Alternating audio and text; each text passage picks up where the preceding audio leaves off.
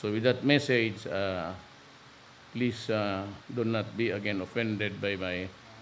Talagang medyo, hindi ako galit. I'm not... malaman ninyo ako galit kasi sige lang akong... Pag ako galit, sige lang ako nagtingin na magagandang babae.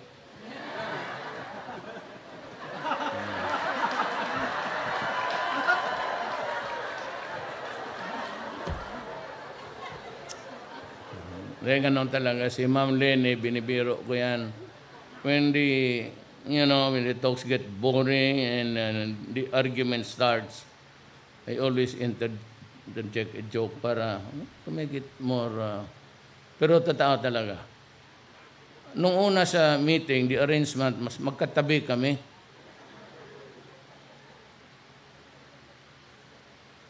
Sabihin ko kaya, Ma'am, hindi ka magano. Kasi si Ma'am Lene, medyo shorter than usual yung damit na, Siguro nahalata ng mga protocol officer. Sige ako sa likod. Sunny Dominguez naman, sabi ko, layo mo, dito tayo ulit ka, sabi ko. Tingnan mo yung tuhod ni... Nung halata niya, sige na siya.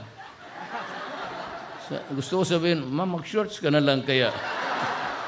Huwag itong iksi ka ng damit. Tapos, so, anong ginawa ng gaging,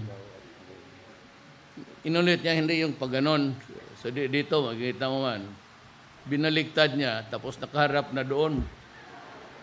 Wala nang view.